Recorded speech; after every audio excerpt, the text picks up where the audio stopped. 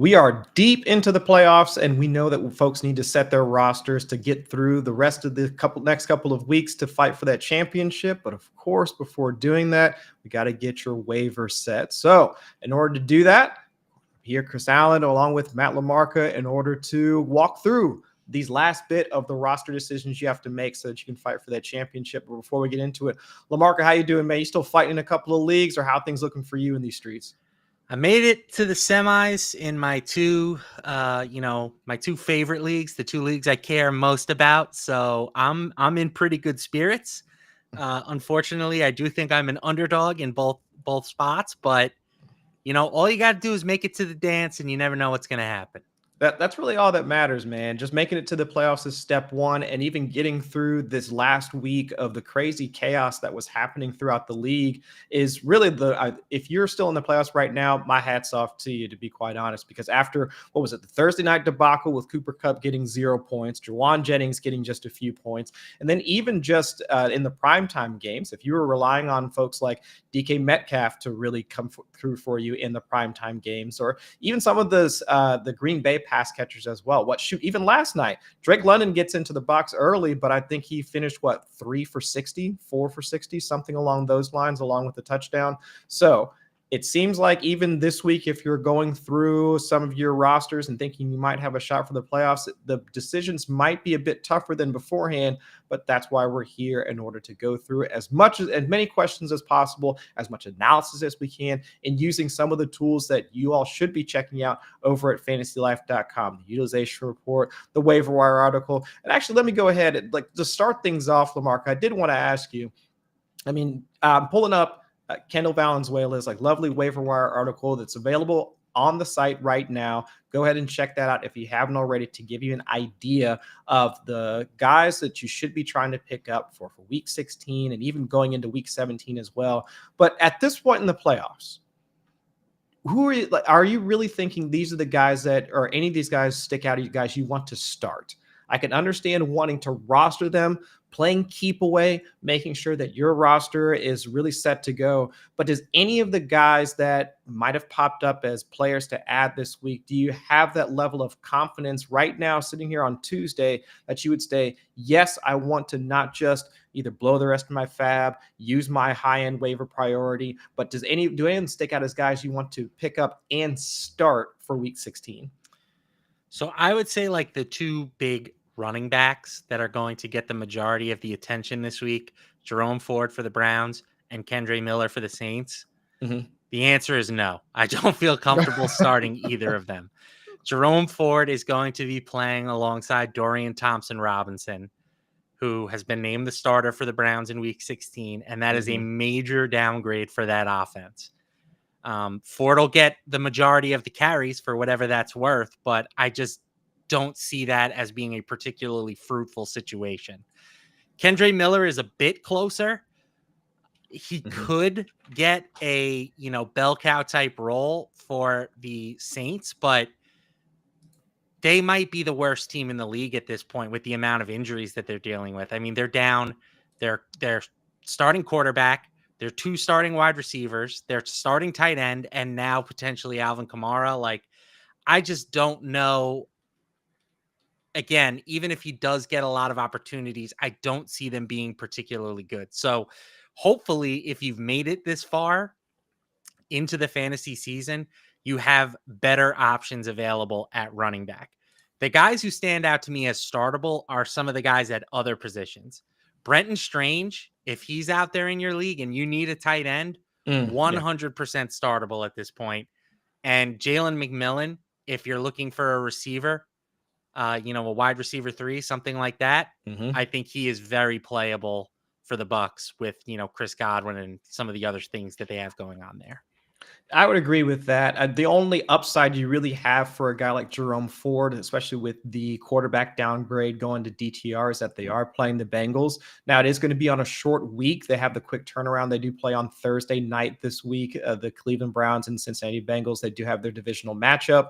But we do know that a number of running backs have been able to, generate enough production that you would want to start him. I'd say that's the only reason why we would consider a guy like Jerome Ford. But outside of that, yeah, I'm with you. Kendre Miller for the Saints. I know it looked good in the past couple of weeks since coming off of that injury and subbing in for Alvin Kamara.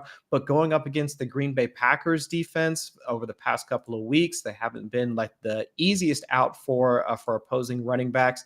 So I would say, I mean, unless you're really depleted from a running back standpoint, I would have some concerns about starting some of those guys. But at least looking at the situations moving forward. I mean, not Cleveland, but New Orleans, like they do wind up playing the Raiders in week 17. So maybe you pick up Kendre Miller for this week, maybe get through week 16. And once you get into the championship, consider him. But even still, I mean, trying to trust a backup running back on the Saints with the number of injuries that they've had in your championship game, I mean, that also be a tough sell for me as well. But all right, let's go ahead and dive right into it. I see a couple of questions already popping up in the chat, but that's what we're here for today. Drop your questions. Let's go ahead and see what we can get to, and we'll pull as much content from the site as possible. But if you haven't already, go ahead and subscribe to the site. We got the free newsletter from Pete Overzet, Kendall's waiver wire report, start sit tool. I mean, all that stuff that's available over at fantasylife.com. But let's go ahead and see what we got. I think I see first one coming up from Foxborough News. I mean, looking at a replacement for David Montgomery. Yeah, you can join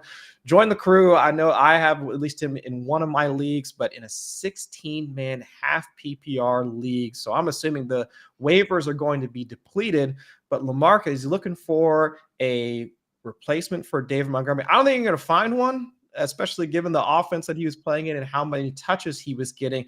But if we're looking for a deep running back that you would want to pick up and potentially use for week 16, I mean, does anybody really come to mind for you to help out Foxborough News?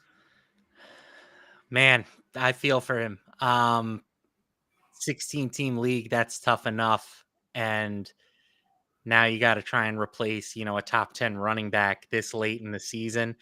One guy that I think has the potential to maybe be out there that you could look at would be Isaiah Davis for the Jets.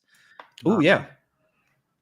We saw Braylon Allen go down with an injury last week. Not sure how serious that is, but Davis sort of served as the 1B to the, Breece Hall's 1A.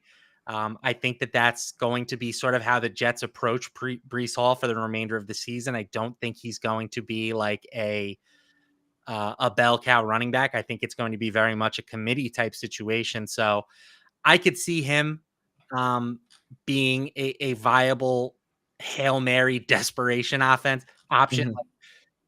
Certainly, like, this would be a spot where if you could get Kendre Miller or Jerome Ford, I think you go all in. Mm-hmm. You try and grab one of those dudes. But if you can't, maybe somebody like Isaiah Davis would be out there for you. I would go with that. I mean, those two off the top, Jerome Ford, Kendre Miller, those would be your priority ads, especially in a league like that, because there probably aren't going to be too many other options available. LaMarca, could I sell you in this context of a 16-man half PPR league? Could I sell you on trying to go for Kenneth Gainwell? After last week, Saquon Barkley, I know it sounded like he was completely fine. I think he mentioned he might have tweaked something, but he should be good. But let's say that the Eagles have their sights already set on the playoffs, the actual playoffs, don't want to submit Saquon to a number of hits over these last few weeks. I don't think they have the division locked up, but they have it in pretty much locked up at this point. Could I sell you on Gainwell in a 16-person league as a guy that you might want to pick up and start? I mean, 30% of the carries last week. Yeah, it's not the worst option in the world. I could get behind it. The logic you lay out makes sense. The matchup versus the Commanders isn't bad. Other guys that I'm looking at that could potentially be out there. How about Antonio Gibson for the Patriots? Yeah. He's been seeing decent usage for them, at least 7 carries in back-to-back games. He had 2 catches last week. And what about Ty Johnson? I know he's not getting the volume of touches that you would be hoping for, but he's at least been active enough as a pass catcher. He plays for an elite offense. And the matchup against the Patriots doesn't get any better. So yeah, I think those three guys, they all kind of fall into like a similar tier for me. Gibson, I probably feel the best about out of that trio, but three more sort of options I think that could fall into that desperation category. I agree with that because at least in those, we've seen them get some of those touches beforehand, and they would allow at least a part of offenses where we could see them moving into the red zone like fairly often, and we won't have them wind up being their red zone touches being taken away by, for Kenneth Gainwell, it could be by Jalen Hurts, or they could be passing in the red zone after all the drama between Hurts, AJ Brown, Devonta Smith, and so on and so forth. So yeah, I think I like some of those options. I know Fox Sports News has the follow up of Craig Reynolds and the RB3, if I remember correctly, for Detroit. That's absolutely fine as well, since we know how often they like to run once they get into the red zone. I don't see much of an issue with picking up a guy like Craig Reynolds if you have any concerns about the workloads for any of the other guys that we just tossed out. Yeah, I'd feel worse with Reynolds than the other guys we've mentioned. I mean, there's also Sione Vaki in that Lions backfield, I and forgot about him. Yeah, it's yeah. also very possible that this is just becomes, the Jahmyr Gibbs show. Yeah, and So, it's all Gibbs and nobody else. that's really the big winner is whoever has Jahmyr Gibbs. If they're still in your league, Mhm. boy, that guy is, going to flirt with RB1 overall potential down the stretch here. 100%. Yeah. But all right. Hopefully you find somebody out on their waiver wire. But we gave you a few options. Craig Reynolds, probably the lesser of those. But I said some of the other ones we laid out are pretty good. All right. Let's keep things moving along. This next question coming from Ryan C in the chat. And so he has BTJ, Garrett Wilson, Drake London, and Jacoby Myers sit 2. Note the other team has Devontae Adams. So Brian Thomas Jr. looking like one of the better rookie wide receivers, or the best. Absolute must start. Yes, he's a must start for me. But then out of those other 3, my knee jerk reaction would be to sit Jacoby Myers. But can you give me the case for starting Drake London with Kirk Cousins playing so bad? I think Garrett Wilson's also fine. So I think it's Jacoby Myers would be the one that I would, at least the very first one that I would want to sit. Well, we got to sit 2, and I think Jacoby is one of them. Okay, we agree there. All right.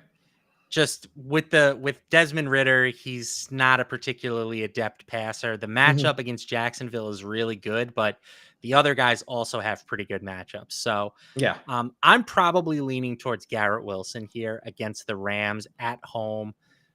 I know that last week was sort of the Devontae Adams week, and Devontae Adams has been sort of the number 1 target since he arrived in New York, but that still is leaving more than enough opportunities for Wilson. He has had double-digit targets, in most games, last week being a bit of an exception. But the Rams are a good matchup. They have struggled against the pass. The Jets are going to have to throw the ball to try and keep up. And I think most importantly here, and kind of surprising in my opinion, like this Jets team has not quit.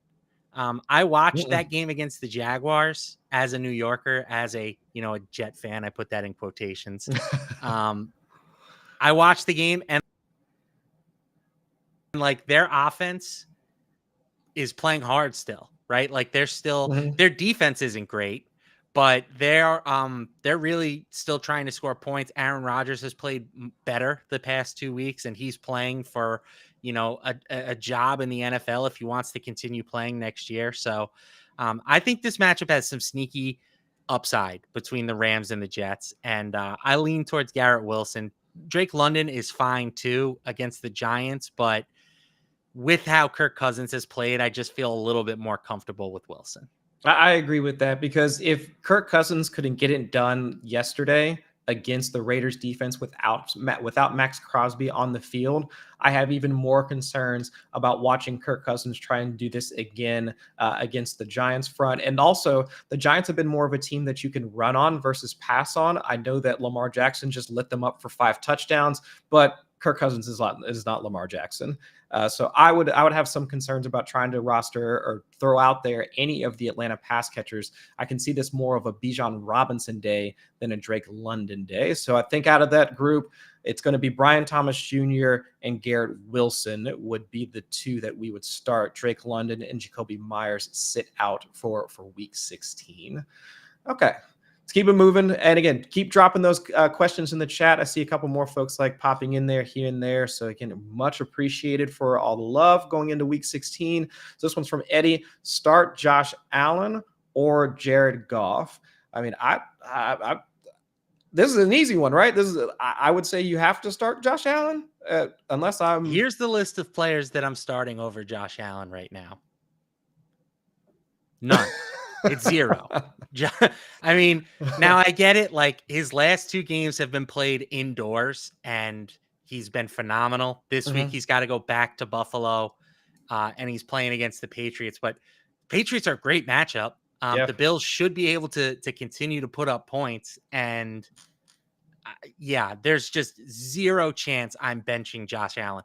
I do think Goff gets a bump with all the injuries that this team has faced. I mean, their defense is just decimated with injuries at the moment. And now, of course, you're removing David Montgomery from the equation. Like, there's a scenario where Goff plays really well to close the season out. I mean, we just saw him throw for nearly 500 yards and 5 touchdowns last week. Right. That's true. But there is 0 world where I'm ever benching Josh Allen. No, I could not condone that, because looking at how well Josh Allen has played, not just from the rushing standpoint, he gives you that immediate floor. He's been one of the more prone to rushing quarterbacks over these past 3 to 4 weeks. His scrambling and rushing, design rushing rate has been one of the highest in the league. From a passing standpoint, I know that if it hasn't been Keon Coleman making plays, it's been Mac Hollins, even Dalton Kincaid just in his first game back, averaging over 20% of the team's targets on Sunday. And also looking at the matchup against the Patriots, it really has been just Kyler Murray and Caleb Williams over the last 5 to 6 games of the quarterbacks that haven't gotten over 20 fantasy points against the Patriots. And yeah, I get it. Christian Gonzalez was able to blanket Marvin Harrison Jr., but I think a lot of folks have had problems with Marvin Harrison Jr. as the team's wide receiver 1 for some time. But they have, like I just mentioned, they've got a number of sacrificial X receivers like Amari Cooper or Mac Hollins, such that guys like Khalil Shakir, Dalton Kincaid can continue to operate on the interior. Josh Allen has the Bills all the don't runway. Have a number 1 wide receiver that you can take away and it impacts their offense. Absolutely. The Bills' number 1 wide receiver is Josh Allen. Yes. He literally caught a touchdown. He has a receiving touchdown. So yes, he is. It's just he's the MVP of the league. He's the MVP of fantasy this season. I mean, 2 weeks ago, he literally had the greatest quarterback performance in the history of fantasy football. That's not hyperbole. No quarterback has ever scored as many fantasy points in a game. What was it, 55 or something like that? Yeah, 55, 3 passing touchdowns, over 300 yards, and then another 3 scores on the ground. There's just there's no reason to overthink this one. His floor is 20 points on a weekly basis, and his ceiling is legitimately 50. Right. And I still think the Bears defense, who the Lions are going to face this upcoming weekend, they're still feisty enough that they could make Goff's day a little bit tougher. I mean, even when they were playing just last night against the Vikings, forced enough pressure in order to get Sam Darnold to throw a turnover. So while it was good to see Goff step up, throw for, 500 yards or something like that, I can still see a way for this to be something of a disappointment relative to what the ceiling of Josh Allen is. So it has to be Josh Allen over Jared Goff for week 16 for sure. All right. Who's next? What else we got going on in the chat right now? I see a couple more folks popping in. I see one from Greg McDonald. Let's see what we got here. Let's see. Needs to start 1 player at flex, half PPR. He's got Jerome Ford, Tyrone Tracy Jr., Jameson Williams, Marvin Harrison, leaning forward, but worried now that we were just mentioning that earlier. So out of the flex position, I mean, Ford, Tyrone Tracy. Oh, he also has Tank. Okay. So let's see. Ford, Tracy, and Tank at the running back position, JMO and Marvin Harrison at the wide receiver position.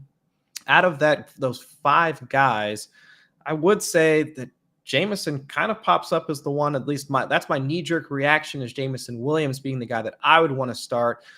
In half PPR, I said earlier, the matchup for Jerome Ford going against the Cincinnati Bengals defense does lend itself to Ford being at least a viable option. But I think with the upside for Jameson Williams, it's hard to pass up. If he has him available at flex, I would say Jameson Williams is the best out of that group. But do you see it differently, LaMarca? That was kind of my gut reaction as well, but there are, as much as we just kind of praise Jared Goff, there are some concerns for the Lions in this spot. Like, they're going to be outdoors on the road. Historically, Goff has been significantly worse in that split. And the Bears have been much easier to run on than they have been to throw against. So True. I think that this is a spot where it might be just like a huge Jahmyr Gibbs day. So I might break back towards Marvin Harrison versus the Panthers. It has not been the rookie year that we all expected for Marvin Harrison, but the Panthers are a matchup that he can win. He has, I would say, the best ceiling of this group. You know, like if you told me that one of these players went off for 20 plus this week, I would say Harrison is the most likely candidate. So I think just from a ceiling perspective, he's the guy that I lean towards. If you wanted more of a floor play, you could use one of the running backs. But Bigsby was on the wrong side of the split last week with ETN.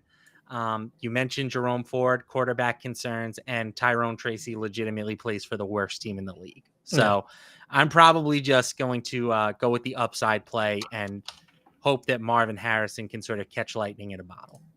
I get that. And actually looking back at Marvin Harrison's usage over the past 3 weeks, like while the results haven't been there, 20+% target share in 2 of his last 3, 50% of the team's air yards in the last 3 straight. And so while most of those air yards have been more prayer yards than anything else, I can see a scenario where going up against the Panthers, we know that we can get over them from a wide receiver standpoint. I'd say the ceiling is there for Harrison Jr. I would say the floor isn't all that great for him. But compare that to a guy like Tyrone Tracy still having to deal with whatever backup quarterback is available for the Giants. Jerome Ford, we already talked about him. So I'd say, yeah, I'm with you on this one, LaMarca. Marvin Harrison Jr. is probably the best out of the bunch, and then probably tank right after that, since they do have to play the Raiders, and we just watched Bijan Robinson get over 100 rushing yards against them just last night. So I'd say it's those two I would lean towards as of right now.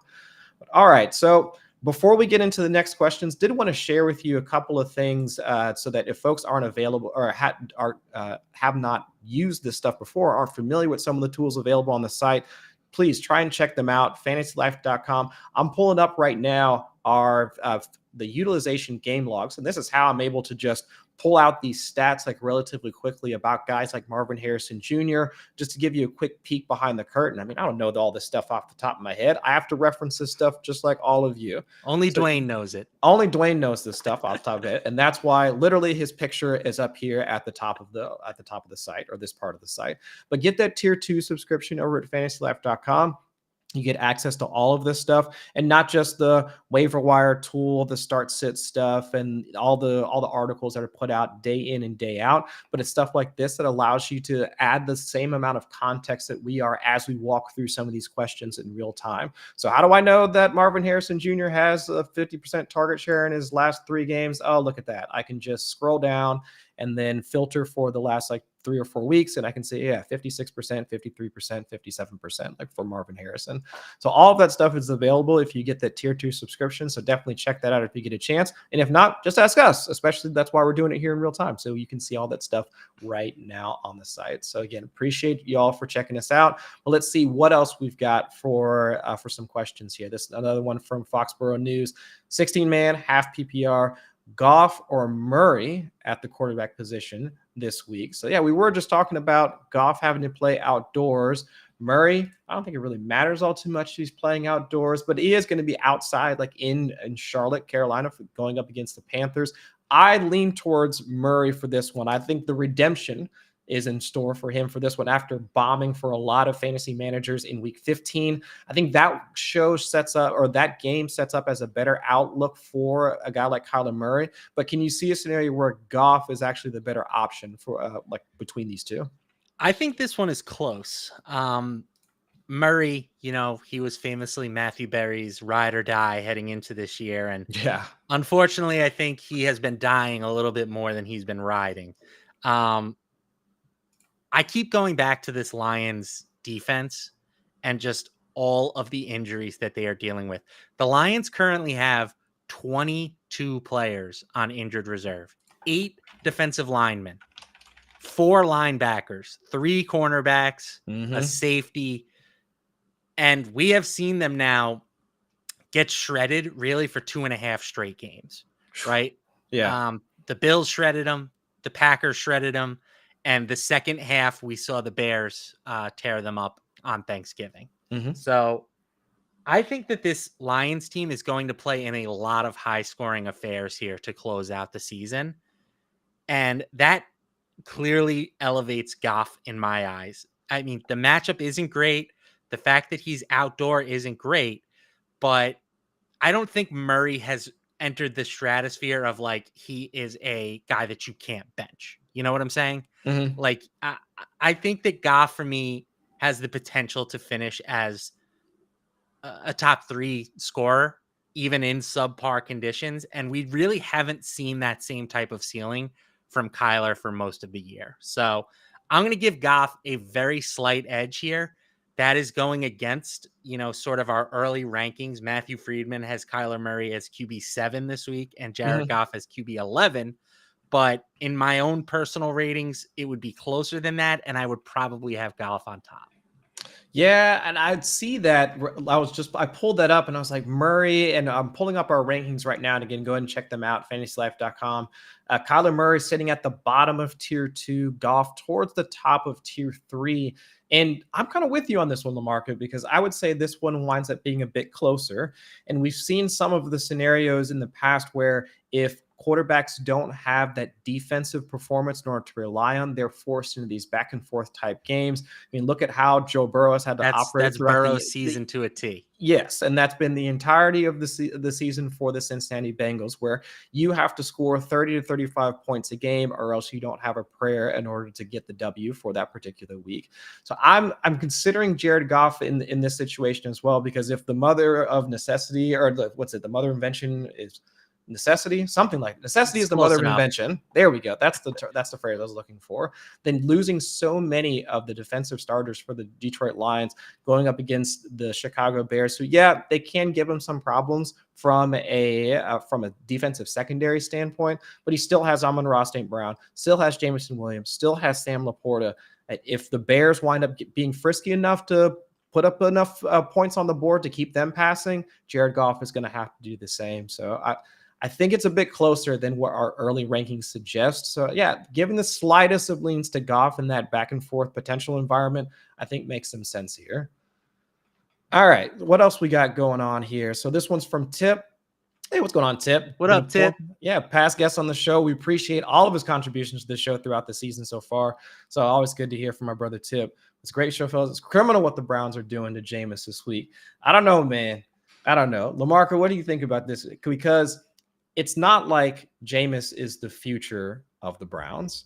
And that's not to say that DTR is the future of the Browns either, but at least I can understand the process of Cleveland trying to evaluate what they have on their roster as they move forward. So I kind of get that from that standpoint. And of course, because of the number of turnovers that Winston has had over the past few weeks, it was maybe just one a week or something along those lines, I can understand, but it's been multiple turnovers each week the past 2 weeks. I'd be hard pressed to say how Stefanski wouldn't have turned things over to Dorian Thompson-Robinson. So it sucks. We all know things are more fun with Winston in the league, but with the Browns situation, I think it makes sense for them to make this move, but I don't know. Do you think they should continue to start other than for fantasy football? Do you think they should have stuck with Jameis Winston? No. And first off, Tip, thank you for filling in for me last week. I was traveling. That was a big help for me. So thank you very much there. And it's undoubtedly bad for fantasy football, for football fans in general. Watching Jameis Winston is just fun, right? And sometimes that's what football is about. You want to just have fun. Yeah. Watching Dorian Thompson-Robinson is the opposite of fun. It is not fun. So, it's not fun. They can say that this is an evaluation process and they want to see if he can be their quarterback of the future. The answer to that question is no. But you know what he can do is he can lose some games for them and put them in a position to draft a quarterback potentially in the upcoming draft. Right now, the Browns would have the 7th pick, but they are in a 5-way tie with a host of other teams at 3 and 11. So they could very easily move up if they drop their final few games. And I don't think it's going to be that difficult to do with DTR at quarterback. Yeah. And I'm completely with you there with Winston being more fun on the field. And it's really been the way that we wanted to roster guys like Jerry Jeudy, Cedric Tillman, of course. Let's hope he's back after suffering concussion. What was that? Almost 2-3 weeks ago now. We haven't seen Cedric Tillman.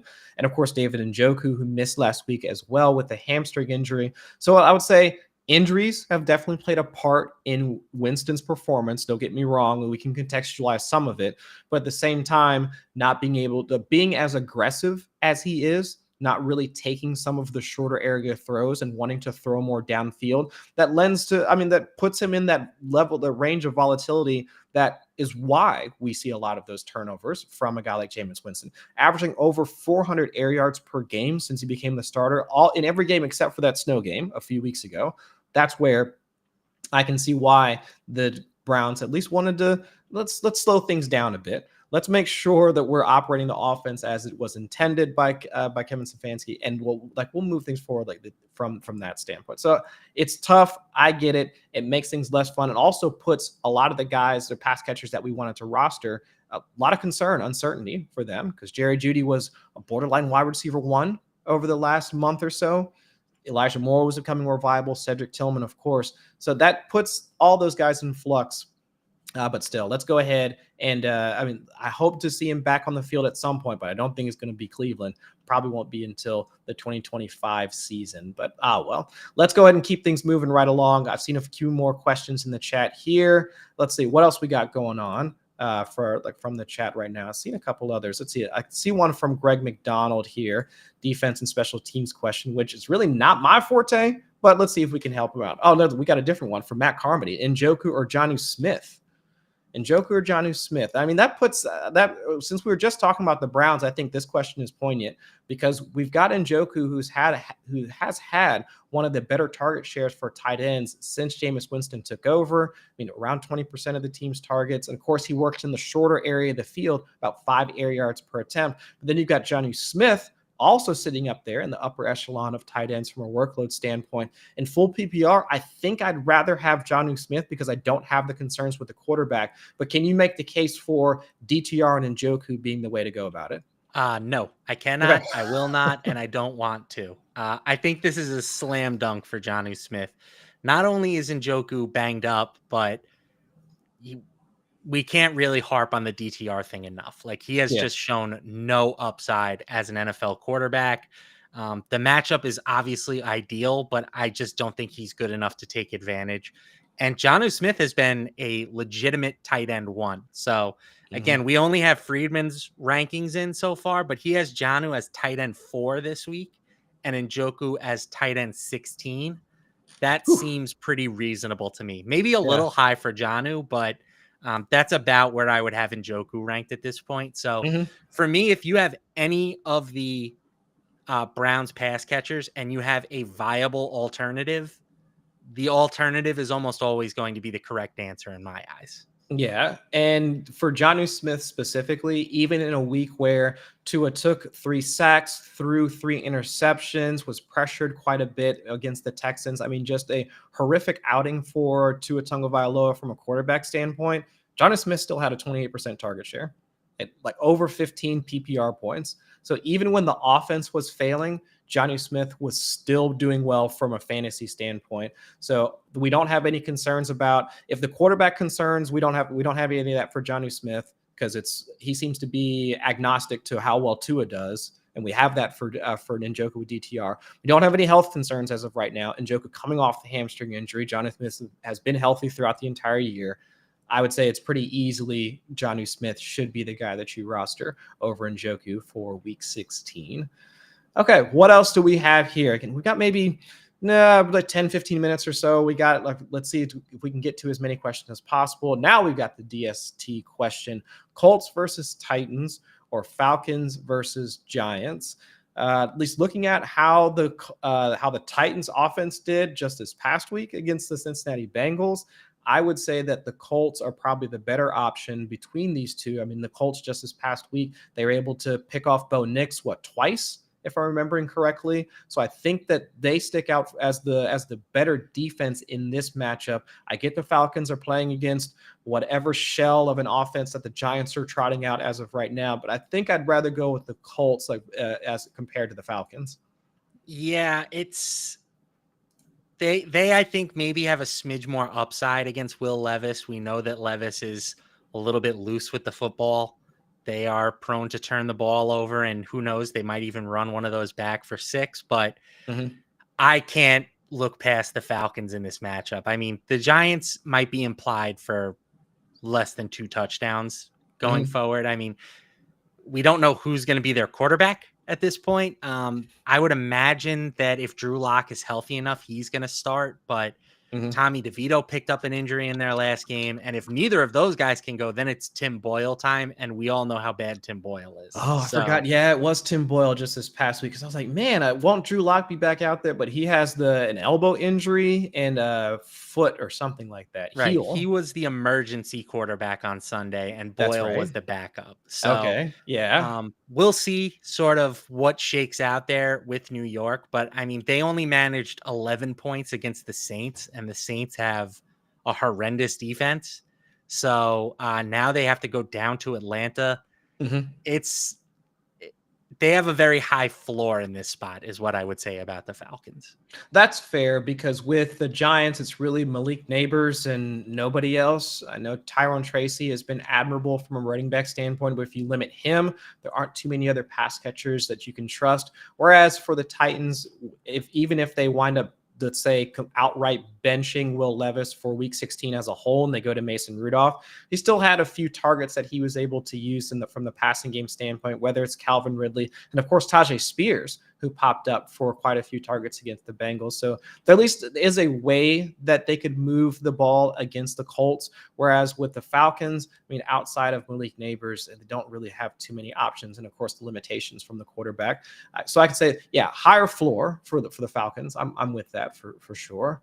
All right. So again, we've got about 10-ish minutes or so in order to answer as many questions as possible. Appreciate everybody stopping by and dropping in whatever question they have for week 16. And of course, week 17. I mean, if you want to already looking ahead, you think your roster is already primed, let's ask some of those questions as well. And we're happy to answer them. But of course, if we don't answer your question today, go ahead and check out all the stuff that we have over at FantasyLife.com. I showed you guys earlier the utilization report, game logs, all of that's available on the site with the tier 2 subscription. Check out anything else that we have there from the tools, waiver wire tool, all that good stuff. But all right, let's see what else we got here. So let's see. PPR, stream Brenton Strange, that's your guy, LaMarca, over Cade Otton. Otton has been bad since Evans has been back. Thanks. No, thank you, Jelly of the Month, for popping in with us. I mean, Brenton Strange. So you have a better read on this situation. I didn't watch the Jags game. You were talking about some of the usage for Brenton Strange. So sell me on him over Cade Otton, because I'm really liking this Bucs offense. I know it's been more of Evans, Jalen McMillan, and the running backs. But if I can have a piece of the Bucs offense, I could see wanting to start a guy like Cade Otton. But are you thinking that Brenton Strange is the better option between those two? I do. The target share for Strange last week without Evan Ingram was 28%. Oh, dang. I didn't know that. Yeah, he had 12 targets. He was second only to Brian Thomas Jr. on the squad. Ultimately finished with 18.3 PPR points, despite not scoring a touchdown. That's very hard for a tight end to do. He was the second highest scorer at the position last week. And with Mac Jones at quarterback, he loves throwing to the tight end. We've seen that in his time with New England. We've seen him lean on Evan Ingram when he's been available for Jacksonville. I think Brenton Strange is going to be the clear 1B target in Jacksonville behind Brian Thomas Jr.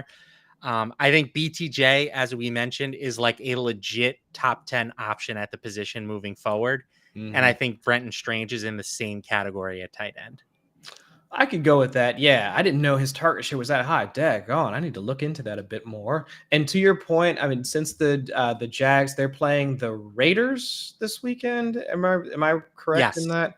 Okay, yeah. So Kyle Pitts, I mean, yeah, we already noted Kirk Cousins not performing well, but Cade Otton, the guy that we were just talking about, 4 for 70 as a receiver against the Raiders. Noah Gray, 6 for 58 against him. Jonnu Smith, 8 for 101 yards and 2 touchdowns against him. Mike Gesicki, 2 touchdowns and hit the century mark against the Raiders. So while tight end DVP is a bit tougher because we have different types of tight ends that go up against defenses week in and week out. They're not all receiving tight ends. At least over the past 5-6 games, we've seen a number of receiving tight ends that have been able to not just earn targets, but produce on them as well. So I think Strange is probably the better. I haven't looked at their rankings yet, but I would assume Strange is probably has to be in our top 12 and probably the better option over Otton, at least with just our early consensus rankings. Friedman has Strange at 10 and Otton at 14. Okay. And one thing you mentioned about the Raiders and DVP for tight ends, like I agree, tight end DVP can be a little bit wonky, but I like the fantasy boost metric that we have on our DVP tool. And it shows basically just how many additional fantasy points per game are guys averaging when they're facing the Raiders. And they have had the third most in that split. Boost of 4 DraftKings or 4 fantasy points. So yeah. I think it's a great matchup. I think that the utilization is fantastic. And all in Brenton Strange. All right. What could go wrong? Yeah, let's get Strange with Strange. Let's do it. And week 16, of course. All right, so this one's from Matt Carmody. Stafford, Stroud, or Rodgers? So Stafford, we were talking earlier about his matchup going up against the Jets. CJ Stroud and the Texans, they are going to Arrowhead to face the Chiefs, and I don't know if it's going to be Patrick Mahomes or not. And of course, Aaron Rodgers on the flip side of that contest with Matthew Stafford going against the Rams defense. If I had to pick any of those guys, I mean, with the way that Aaron Rodgers has been playing, it's not that bad going up against the Rams defense. I'd say either one of those two guys stick out to me as the better of the two. I lean Rodgers, but can you make the case for Stafford, or are you also with Rodgers? I see it very similarly. It's unfortunate that CJ Stroud is not even in the conversation at this point. Right. But the Chiefs have just been like, they've played a lot of like really low scoring, ugly type games. And I can't imagine that that's going to change if Patrick Mahomes sits. Yeah. So, it's hard, but you can't. I know you probably drafted Stroud as a starter, but he is not in that conversation for me. Stafford and Rodgers, I think, are just very, very comparable.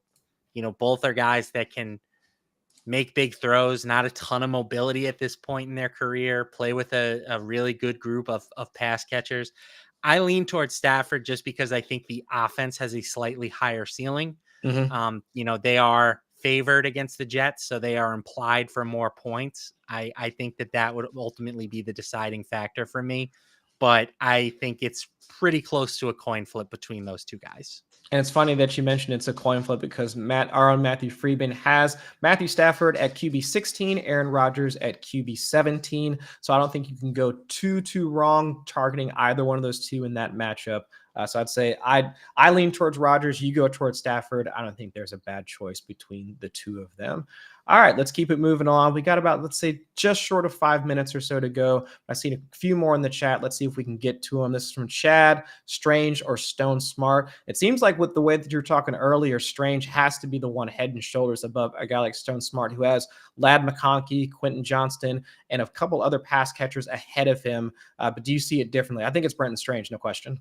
Slam dunk for Brenton Strange. And I understand that, Smart did get a bump with Will Dissly out of the lineup, but he had a 70% route rate last week, 19% target share, and 10 PPR points. Like, he's not an awful option, no doubt about it, but he's been below Strange in every metric that I look at. So okay. Yeah, I think Strange falls into that Hunter Henry tier of tight ends where it's just if he's good enough to be on a starting roster, but are you really expecting a high-end result from him, like that 99th percentile type of outcome for him? That's a tough ask for a guy like Stone Smart, especially in the offense that he plays in. If there were fewer options, like we were just talking about with Brenton Strange, where it's really him and BTJ, I could understand going for a guy like Stone Smart. But I think outside of the cool name, I mean, cool nickname, right? Stone cool Cold. name. That's cool name. I mean, it's a cool name. But other than that, I mean, actually, Brenton Strange might be a cooler name. I don't know. But either way, I think Strange with his usage, it lends itself a bit more to him being the guy that she would start in week 16. All right, let's keep things moving along. What else we got here? Another one from Jelly of the Month. What's going on, man? I want to know what's that about? Is it like a subscription service? I don't know. And actually, I'm kind of a sucker for jelly beans. So if it's like jelly beans, let's have a Jelly of the Month. Let's have a conversation, man. Hit either one of us up on social media and let me know what you're into. Because if you're selling jelly beans, just like candy or something like that, I'm a fat kid at heart. So if you do have if you got some connections, definitely let me know. All right, Jaden Daniels over Kyler Murray. He was hurt last time he played Philly, and he's a pretty big underdog. So we were talking earlier about Kyler Murray. Not in that instant starter territory for either of us. I think Jaden Daniels, for all intents and purposes, looked fine against the Saints. I know we wanted more for the Saints offense or for the Commanders offense as a whole, but I still think it should be Jaden Daniels as the better option between Kyler Murray for this week. No? Yeah, and I've seen now questions about benching Jaden Daniels. We've talked about benching Josh Allen, and someone else has asked about benching Lamar Jackson. Like, if you asked me to pick just 3 quarterbacks that I am never taking out of my lineup as long as they are healthy, it's those 3 guys, Joe Burrow and Jalen Hurts. Like, if those guys are alive and starting, I am not removing them from my lineup. And I understand sometimes you want to feel like you're making moves and you're reading the matchups, you're trying to be a prognosticator. It's just too easy when you have one of those quarterbacks to overthink things. Like Jaden Daniels, the last 3 weeks is QB7, QB2, and QB1. Right. He's done nothing to warrant coming out of your lineup. And I just think that it's a mistake if you do so.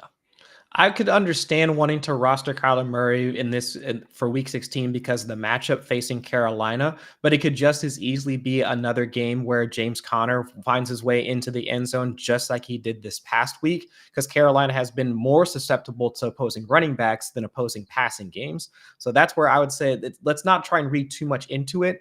And while Jaden Daniels was hurt, he's been more healthy over the past couple of weeks, running a bit more, and still has guys like Terry McLaurin available to him from a passing standpoint. So I'm with you. I think it should be Jaden Daniels over Kyler Murray, but I understand the question for sure. It's week 16. Everybody wants to have their rosters right. I get that question. All right, let's go. One more question before we get on out of here. One more question. All right, who do we start? London Neighbors or McMillan in half-point PPR, starting Barkley, Bijan, James Conner, and T. Higgins. So who do we start? If we only pick one of them, London, Neighbors, or McMillan, I lean towards London.